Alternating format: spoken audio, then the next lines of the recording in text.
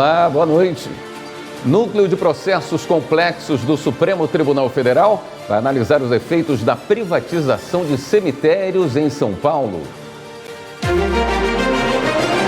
STF cobra de presídio explicações sobre suposta agressão a Monique Medeiros, presa preventivamente pela morte do próprio filho, o menino Henri Borel, em março de 2021. Justiça Federal no Rio de Janeiro condena 15 integrantes de uma milícia que atuava no estado.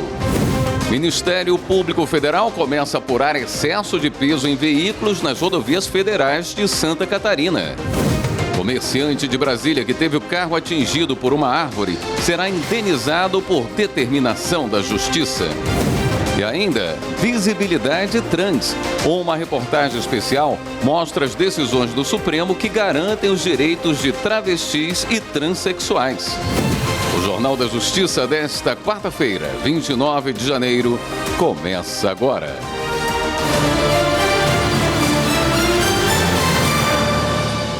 O Supremo Tribunal Federal validou a prisão de uma mulher no Paraná após uma busca da Guarda Municipal encontrar crack em uma residência. A suspeita havia sido absolvida na Justiça. Os detalhes com o repórter Bruno Silveira. Os guardas do município de Quatro Barras, no Paraná, flagraram um homem portando drogas saindo da residência da mulher. Ao ser abordado, ele disse aos agentes que teria comprado um cigarro de maconha e 3 pedras de crack no local.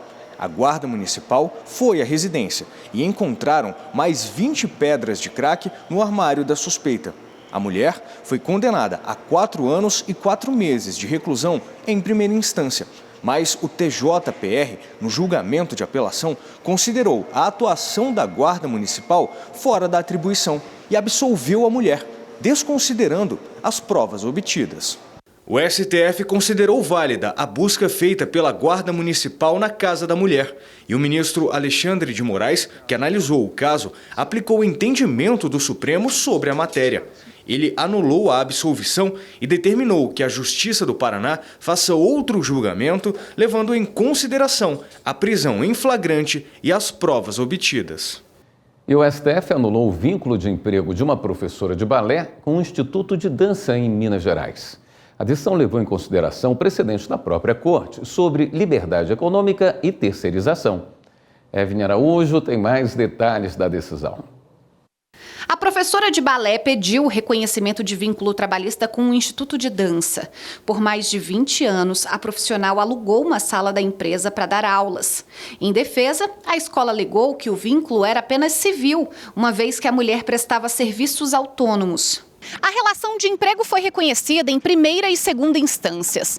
O Tribunal Regional do Trabalho da Terceira Região, em Minas Gerais, entendeu que, embora exista contrato de locação firmado entre as partes, o que importa para o direito do trabalho são fatos e provas jurídicas do vínculo trabalhista. O entendimento foi mantido pelo Tribunal Superior do Trabalho. Segundo a Corte, o Instituto de Dança utilizou dos serviços da professora para desenvolver atividades econômicas, tendo sido evidenciados os requisitos de subordinação, pessoalidade, onerosidade e não eventualidade. A escola apresentou, então, recurso extraordinário ao Supremo Tribunal Federal. A alegação foi de desrespeito à jurisprudência da Corte, que considerou válida a terceirização em todas as etapas de um processo produtivo. O relator, ministro Dias Toffoli, acolheu o pedido. No voto, ele destacou que a Justiça do Trabalho não trouxe peculiaridades do caso concreto que justificassem afastar os precedentes vinculantes do Supremo. O ministro determinou o retorno do processo ao TST para que seja julgado de acordo com os precedentes do STF sobre o tema. O Núcleo de Processos Complexos do Supremo Tribunal Federal vai analisar os efeitos da privatização de cemitérios em São Paulo. Anderson Arcoverde tem as informações. O Núcleo de Processos Estruturais Complexos é um setor do STF que dá apoio aos gabinetes em ações que envolvem diferentes interesses e podem ter grande impacto social. É o caso da privatização dos cemitérios e crematórios públicos de São Paulo. A transferência para a iniciativa privada foi questionada no Supremo Tribunal Federal pelo Partido Comunista do Brasil, com o argumento de que ela viola a lei orgânica do município e permite uma exploração comercial desenfreada dos serviços. Em novembro, o relator da ação, o ministro Flávio Dino, concedeu uma decisão cautelar. Segundo o ministro, os valores praticados pelas concessionárias atentam contra preceitos constitucionais, como o da dignidade da pessoa humana e o da obrigatoriedade de manutenção do serviço público adequado e plenamente acessível às famílias.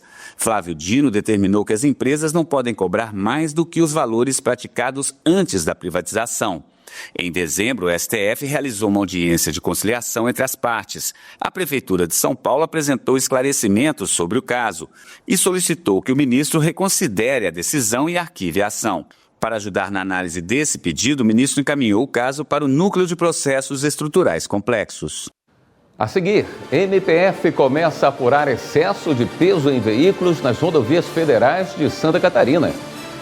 E comerciante de Brasília que teve o carro atingido por uma árvore será indenizado por determinação da Justiça. Voltamos em instantes.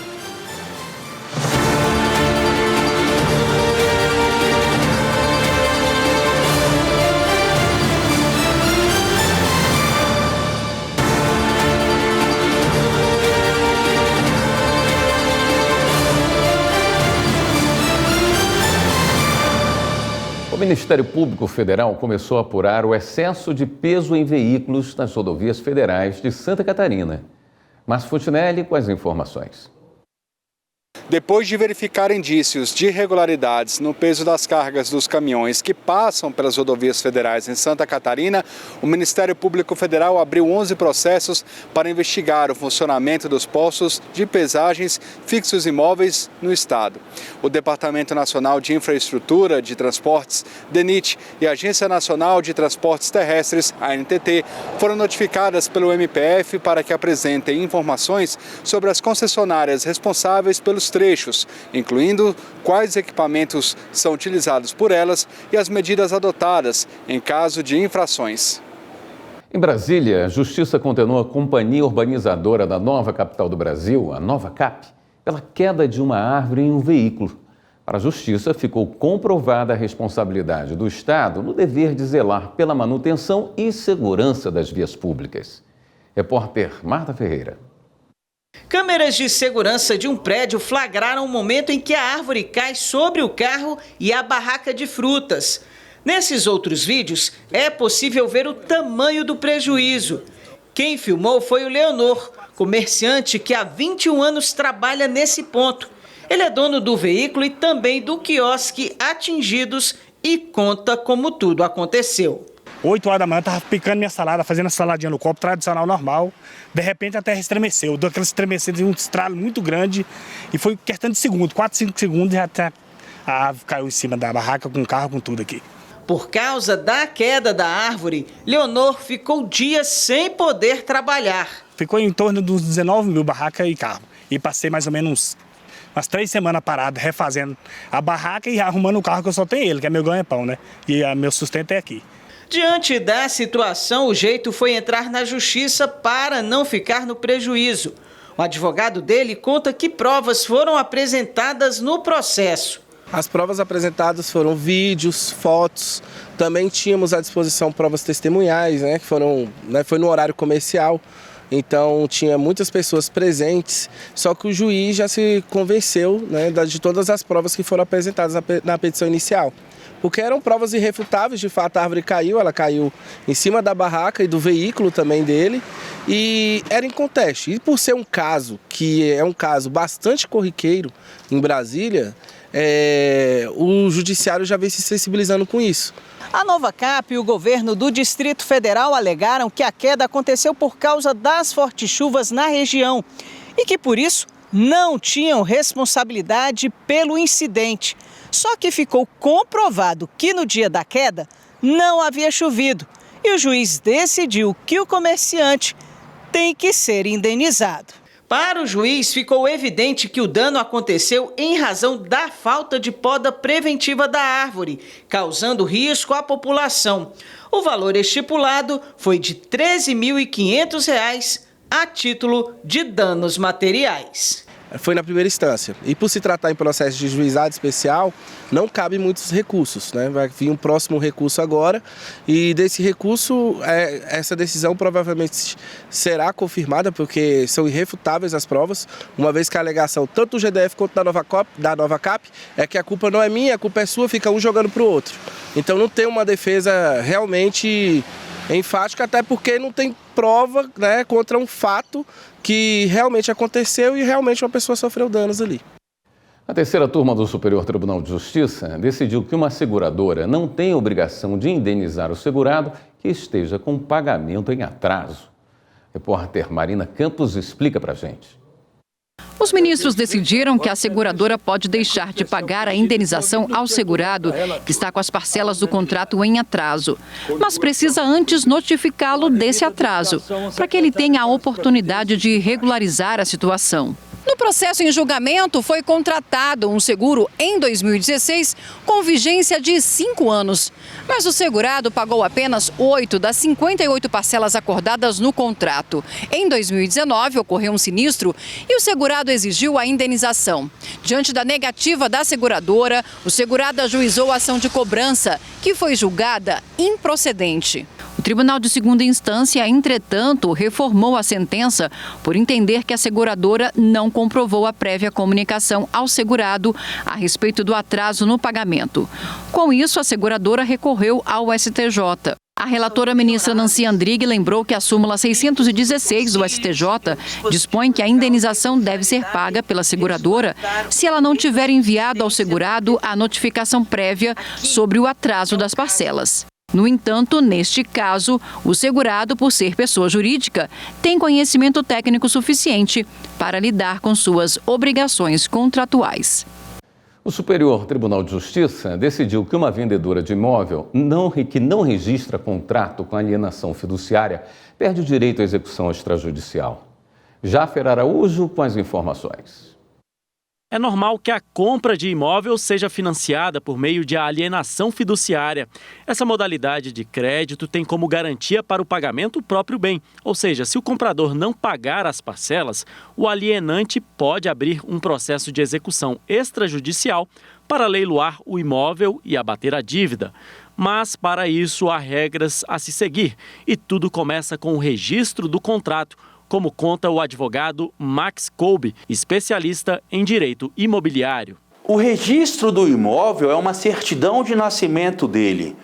Todo e qualquer contrato relativo a esse imóvel precisa ser registrado na sua matrícula, porque se assim não o for, passa a ser tão somente considerado um contrato de gaveta. Então, para um contrato de alienação fiduciária ser considerado como tal, segundo a lei, ele precisa ser levado junto a registro no cartório de registro de imóveis, sob pena de ser considerado, como eu disse, um contrato simplesmente de compra e venda regido pelas leis de consumo. A falta de registro foi ponto central de um processo que chegou ao STJ sobre a venda de um imóvel com alienação fiduciária. Na origem, os compradores de um lote alegaram falta de condições financeiras para levar adiante o negócio e ajuizaram uma ação rescisória para restituir os valores pagos ao longo de 2 anos. Após ser notificada, a empresa vendedora registrou o contrato e invocou a impossibilidade de rescisão. O Tribunal de Origem, porém, aplicou o Código de Defesa do Consumidor e negou o pedido da empresa vendedora por entender que o registro foi feito apenas com o objetivo de afastar a aplicação da lei menos benéfica aos seus interesses. No STJ, a empresa sustentou que poderia optar por fazer o registro do contrato independente do tempo transcorrido e do ajuizamento da ação de rescisão pelo comprador.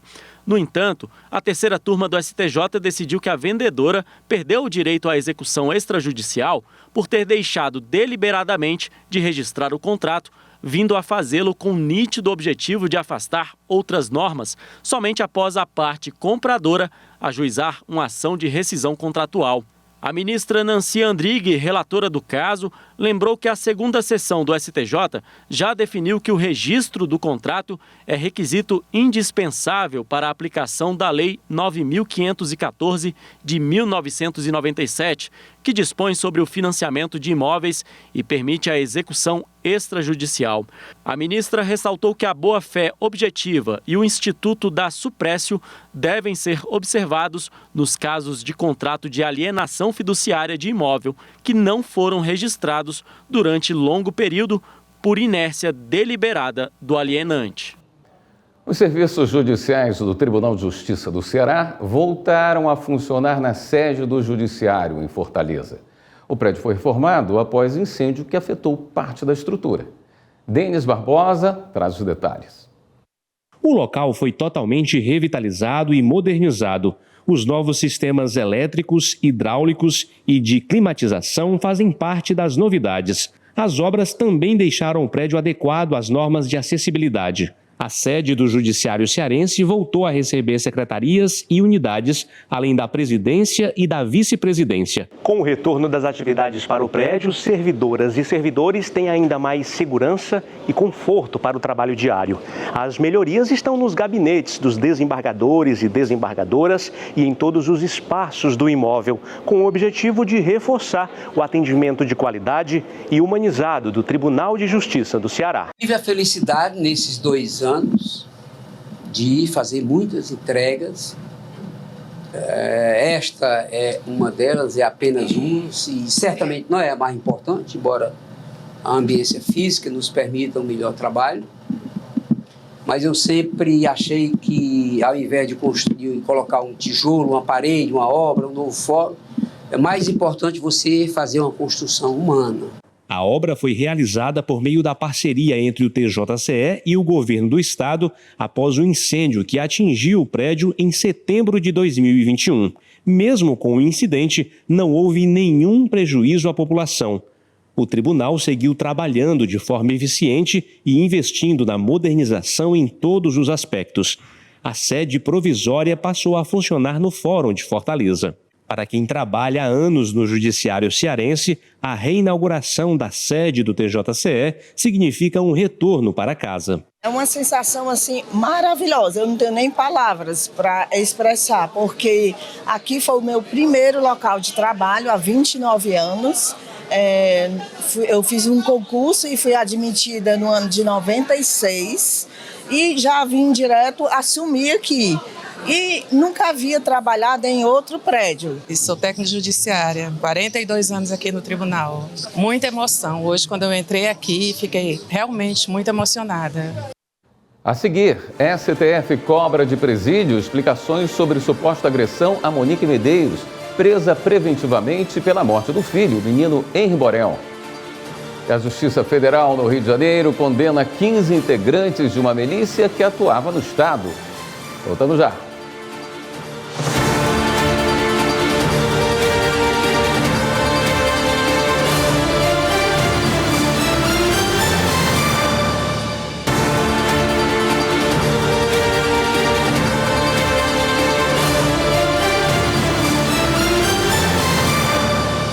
No interior de São Paulo, a Justiça negou indenização a um compositor que acusou a dupla sertaneja Maria Cecília e Rodolfo de plagiar uma publicação dele na rede social X em música lançada em 2015.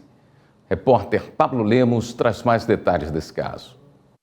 A dupla sertaneja Maria Cecília e Rodolfo foi alvo de uma ação judicial proposta por um compositor de uma banda em Piracicaba, no interior de São Paulo. Ele alegou uso indevido do seguinte trecho, abre aspas, "É claro que a culpa foi sua. Foi seu abraço que tirou a graça de todos os outros abraços." Fecha aspas. A publicação foi no perfil da banda dele na rede social X em 2011. Segundo o músico, um trecho idêntico ao post estava presente na canção Pedacinho de Nós Dois, lançada em 2015 pela dupla sertaneja. A produtora, o compositor original e a editora alegaram que a frase utilizada na música não possuía autoria exclusiva e originalidade suficiente para configurar plágio e que se tratava de uma expressão comum.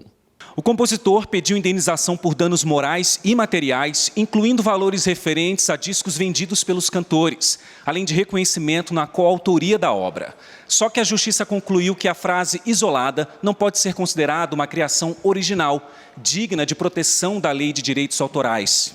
Na sentença, o juiz destacou, entre outros pontos, que a frase é bastante comum e nada tem de inovadora, de forma que não pode ser considerada ideia nem do autor nem do réu, e que as duas palavras centrais, culpa e abraço, estão inseridas em diversas músicas, frases ou poemas publicados na internet. Ele também citou jurisprudência do Tribunal de Justiça de São Paulo e do STJ, que reforça esse entendimento. O Ministério Público de São Paulo denunciou à Justiça 12 pessoas por associação a uma facção criminosa. Entre os envolvidos estão advogados e ex-dirigentes de uma ONG ligada ao sistema carcerário. As informações com a repórter Viviane Novaes.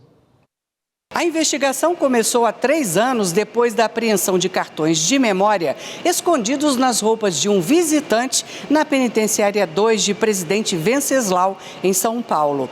O material revelou uma estrutura que dividia a facção criminosa, conhecida como PCC, em setores como saúde, financeiro e ainda gravatas, que seriam os advogados que prestavam assistência jurídica aos presos. Também havia o setor de reivindicações, responsável por organizar manifestações e protocolar ações judiciais para desestabilizar o sistema judicial.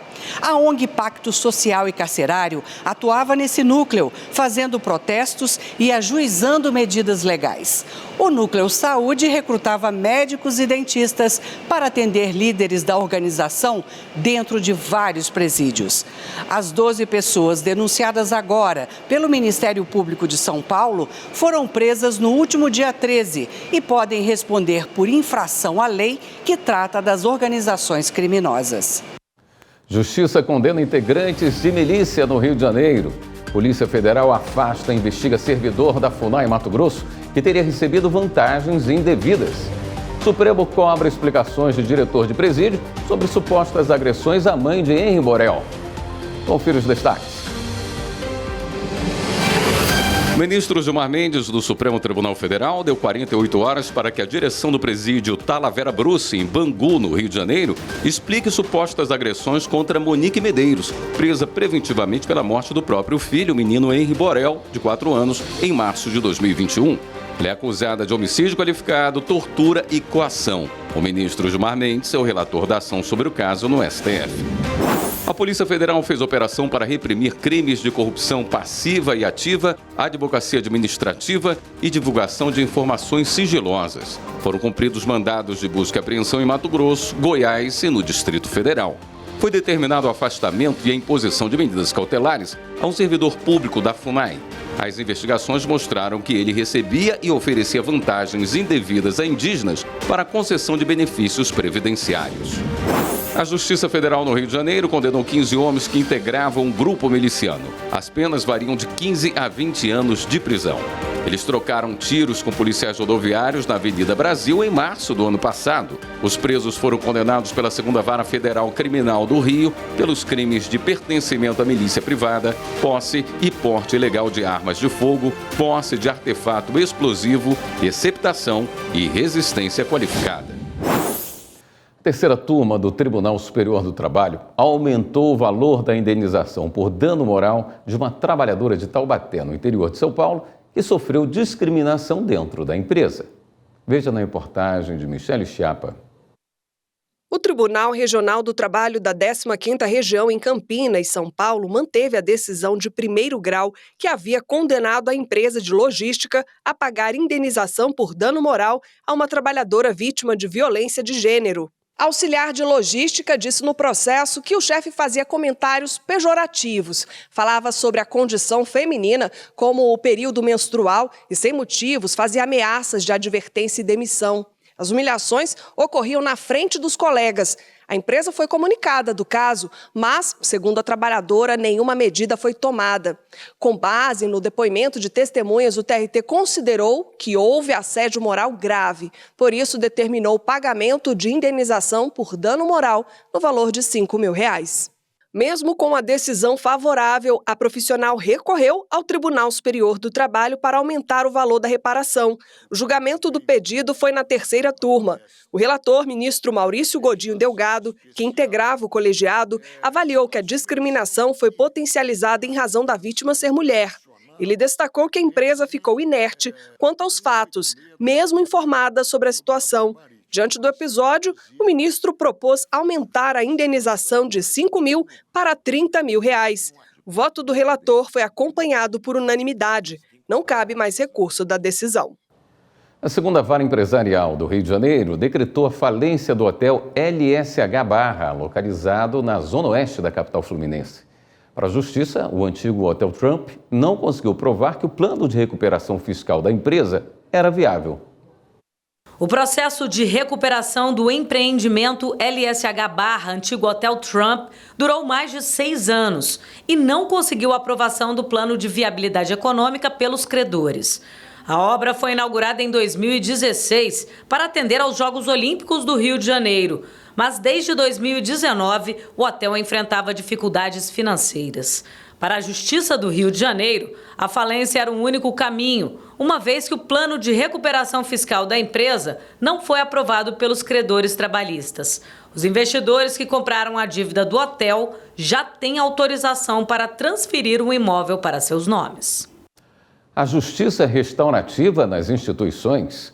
Judiciário de Mato Grosso investe em formação, capacitação e sensibilização por meio do projeto Servidores da Paz. Veja na reportagem de Laura Meirelles.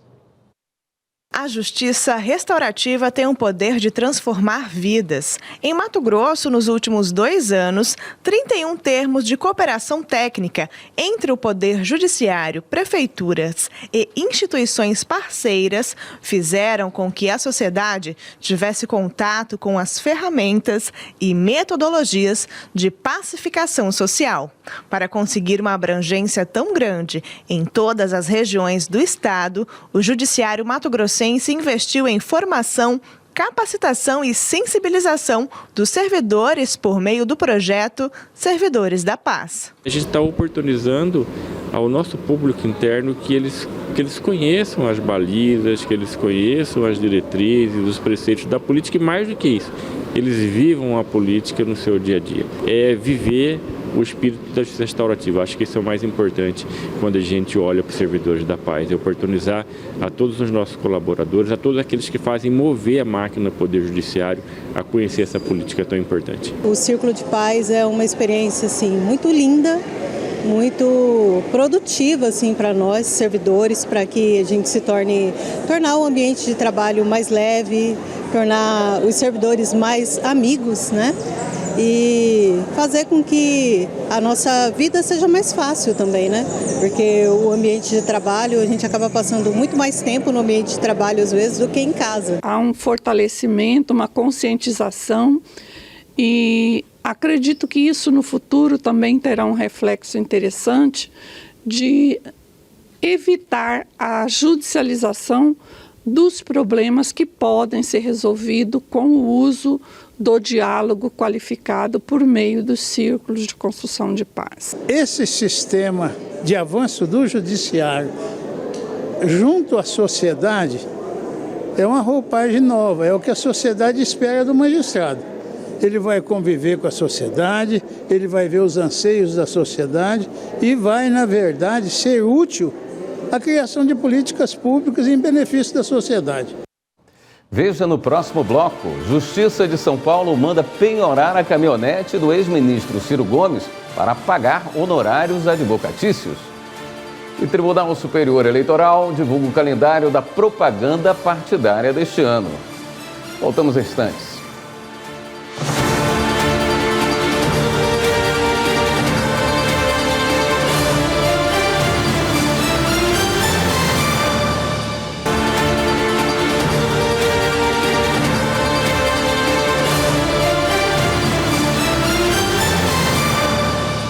O Tribunal Superior Eleitoral divulgou o calendário da propaganda partidária deste ano. Mas você sabe a diferença entre propaganda partidária e propaganda eleitoral? O repórter Estevam Furtado explica. Eita, já vão começar as propagandas partidárias. Ué, tem propaganda esse ano, mas nem tem eleição. Tem propaganda partidária e ano que vem tem partidária e eleitoral. Vocês estão confundindo as duas. Não se preocupe, muita gente confunde mesmo. Basicamente, a propaganda partidária é sobre os partidos e a propaganda eleitoral é sobre as candidatas ou candidatos querendo o seu voto. As duas passam de graça no rádio e na TV, mas têm objetivos diferentes. A partidária mostra a ideologia e os projetos do partido, busca novas filiações e incentiva a participação política, principalmente de minorias. Mas atenção, a propaganda partidária não pode promover pessoas que tenham a intenção de se candidatar. A propaganda partidária passa todo ano e precisa de autorização da Justiça Eleitoral. Em ano de eleição, é exibida só no primeiro semestre para não coincidir com o período das campanhas.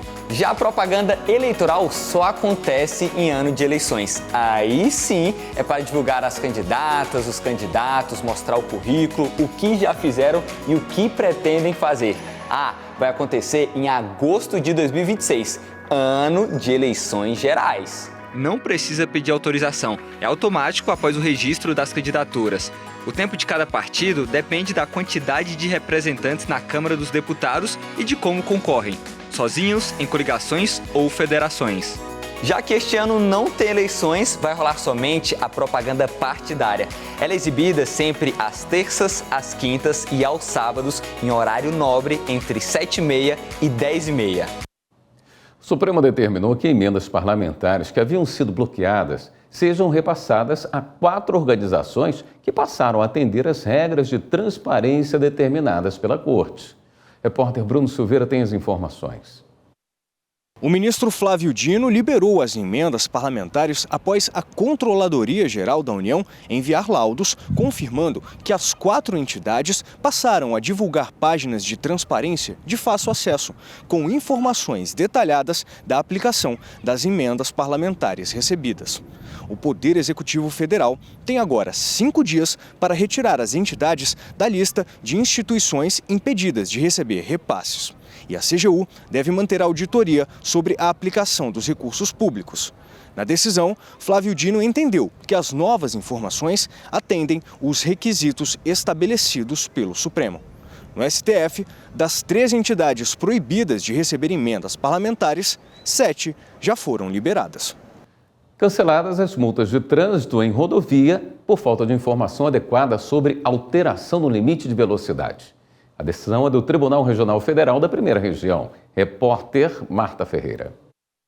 As notificações de autuação e infrações foram cometidas por excesso de velocidade no trecho da rodovia BR-324 entre Salvador e Feira de Santana, na Bahia. Um motorista alegou que não havia informação no trajeto sobre a presença de radares e outros equipamentos medidores de velocidade. Em primeira instância, o motorista conseguiu anular as multas, só que a Polícia Rodoviária recorreu ao Tribunal Regional Federal da Primeira Região. Alegou que exerceu apenas suas atribuições ao utilizar os radares para medir a velocidade dos veículos. Mesmo assim, o TRF1 decidiu cancelar as notificações. Para o relator do processo, as multas só poderiam ser aplicadas depois que os motoristas fossem devidamente informados da presença dos equipamentos na rodovia. Concluiu ainda que a instalação de radares no trecho teve como consequência mais de 1.500 notificações no período de apenas 6 dias, ficando clara a intenção de apenas multar e não educar, como previsto no Código de Trânsito Brasileiro. A Justiça de São Paulo mandou penhorar a caminhonete do ex-ministro Ciro Gomes para pagar honorários devidos a advogados que representam o site Diário do Centro do Mundo, alvo de ofensas expressas pelo político. As informações com Rocine Gomes. De acordo com a decisão, a penhora da caminhonete Toyota Hilux é para assegurar o pagamento de R$ 6.600 em honorários. A terceira turma cível do Tribunal de Justiça de São Paulo acolheu, em janeiro de 2023, o pedido do portal Diário do Centro do Mundo, que moveu a ação contra Ciro Gomes. O site alega ter sido alvo de ofensas públicas, com declarações que o acusava de receber dinheiro ilícito desviado de cofres públicos. Na origem, o juízo negou o pedido. Em recurso, o Tribunal de Justiça de São Paulo considerou que as declarações extrapolaram os limites da liberdade de expressão e configuraram dano moral. Ciro Gomes foi condenado a pagar R$20 mil por dano moral, mais os honorários advocatícios, além da obrigação de publicar retratação pública. Mas o ex-ministro não fez os pagamentos, o que levou à penhora do veículo dele para garantir a execução da dívida.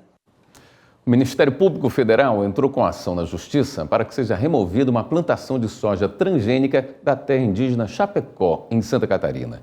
Os detalhes com o repórter Márcio Fontinelli. Depois de identificar uma plantação ilegal de soja transgênica em terras indígenas em Chapecó, Santa Catarina, o Ministério Público Federal entrou com uma ação civil pública contra o responsável para que a área seja desocupada. São 58 hectares nos municípios de Ipuaçu e Entre Rios. Além de remover o plantio, o MPF pede que o agricultor seja condenado a pagar multas e indenizações, inclusive por danos morais coletivos.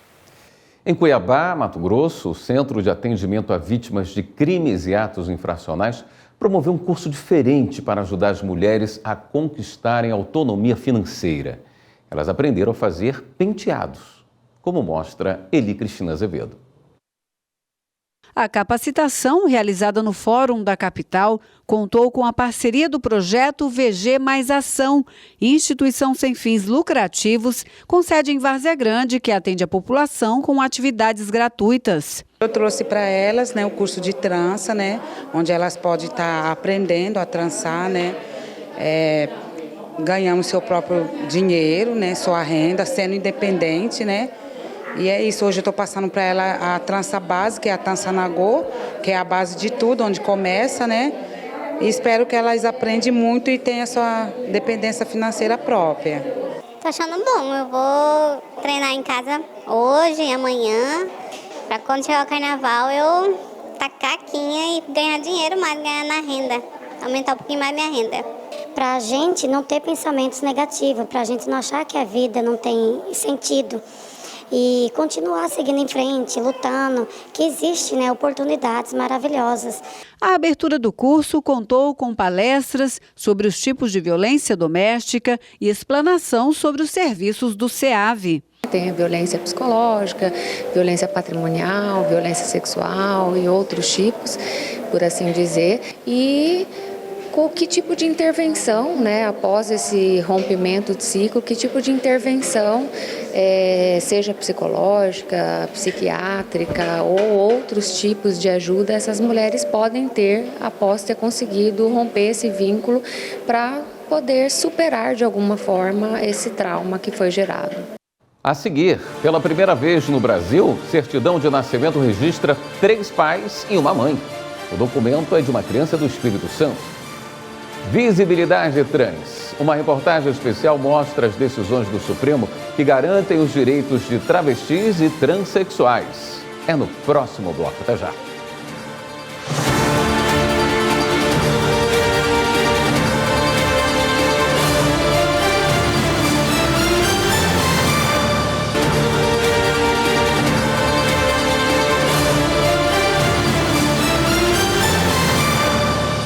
Com o retorno às aulas, volta também um velho problema: a lista de materiais escolares. Em Mato Grosso, os juizados especiais orientam os pais sobre possíveis abusos no que é pedido. Início de ano é sempre aquela correria em busca dos melhores preços de materiais escolares. Na pressa para comprar todos os itens da lista, muitos pais acabam adquirindo produtos que são proibidos de serem solicitados pelas escolas. Mas você tem ideia quais são esses itens? Eu sei que tem, mas quais não sei. Não estou sabendo, isso para mim é novidade. Não, nem imaginava. Tem?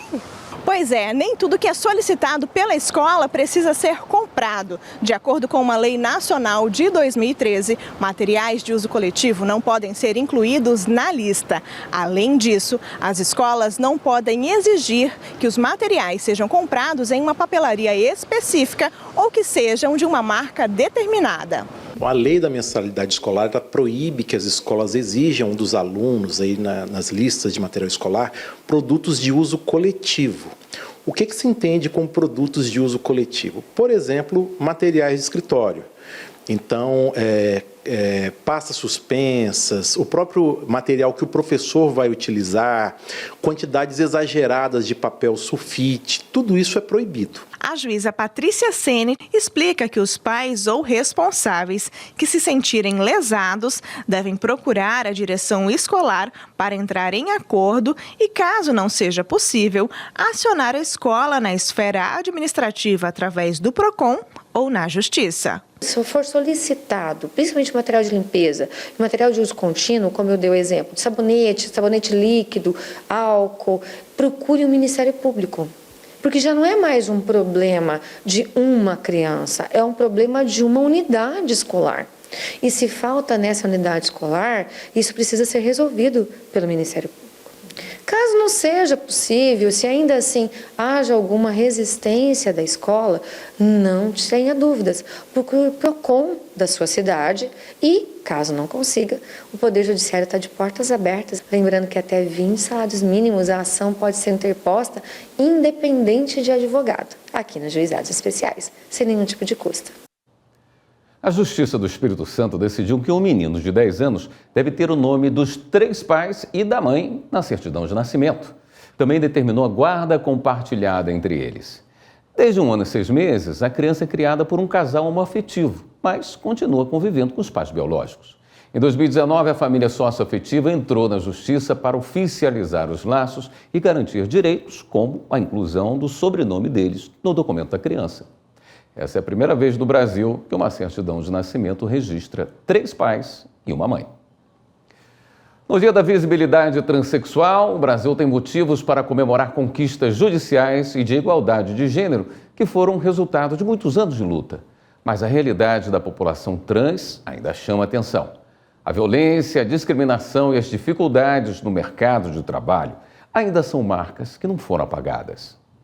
Repórter Viviane Novaes conta histórias tristes e de superação que nos levam a refletir sobre o artigo 5º da Constituição Federal. Todos somos iguais perante a lei.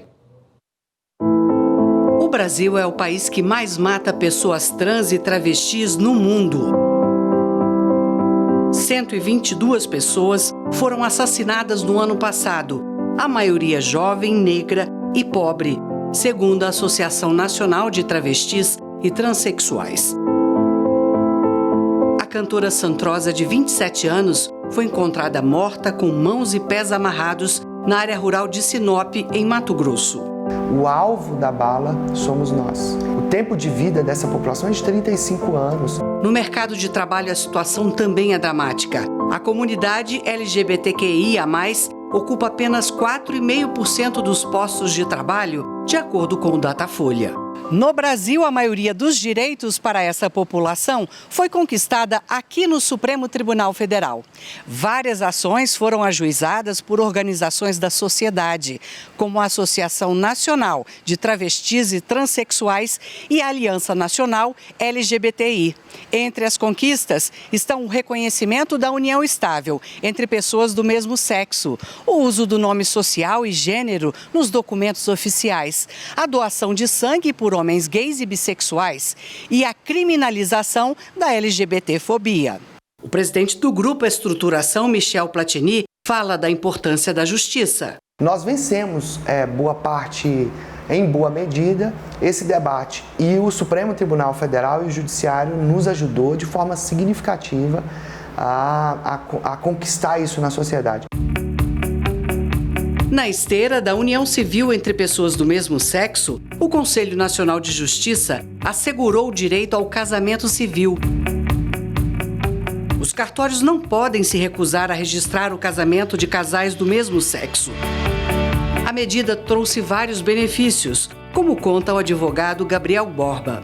Pensão por morte de um cônjuge de mesmo sexo, antes era uma coisa que a gente não conseguia avançar, agora já é admitido. A inclusão de cônjuge em plano de saúde do outro cônjuge, sem contar vários outros direitos que passam a ser admitidos, como a adoção por casais do mesmo sexo, que antes era tido quase como uma aberração. Hoje a gente já consegue também ter acesso, também direito à adoção por conquista aqui no Supremo Tribunal Federal. Em relação à criminalização da LGBTfobia, o presidente do Grupo Estruturação diz que na prática ainda falta muito. Depois de 4 anos que essa decisão foi estabelecida no Brasil, ainda tem cidades, nós estudamos recentemente através do nosso relatório que avalia a aplicação da decisão do STF, que a Secretaria de Segurança aqui do Distrito Federal, que é a capital do Brasil, não adaptou os seus formulários, não treinou a equipe, ou seja, ainda tem pessoas LGBTs que chegam lá e têm a sua ocorrência negada. A assistente social Lute Laporta só conseguiu mudar o nome e o gênero nos documentos depois de uma ação judicial. Na época, a Suprema Corte ainda não tinha assegurado esse direito. Agora, ela enfrenta uma outra batalha na Justiça. Lute pede que o SUS pague por uma cirurgia de redesignação de sexo específica para o caso dela. É sempre muito ruim a gente depender da validação de um juiz, da validação de um médico, da validação de pessoas que, no geral, não são trans, não conhecem, não sabem sobre essa questão e sempre precisar da validação dessas pessoas para a gente ter direitos garantidos. Seja o direito à saúde, ao nosso próprio corpo, seja o direito a ter documentos que, de fato, representem aquilo que a gente é, a nossa identidade, o nosso nome, o nosso gênero. Então, é muito cansativo. No último domingo, na Esplanada dos Ministérios, 4.000 pessoas se reuniram antecipando a comemoração do Dia da Visibilidade Trans neste 29 de janeiro. O tema da manifestação foi Vida, Direito e Futuro para a População Trans. As cores da bandeira do movimento, azul, rosa e branco, estavam por todo lado. A gente precisa conscientizar as pessoas que não são trans para que elas também estejam ao nosso lado na luta.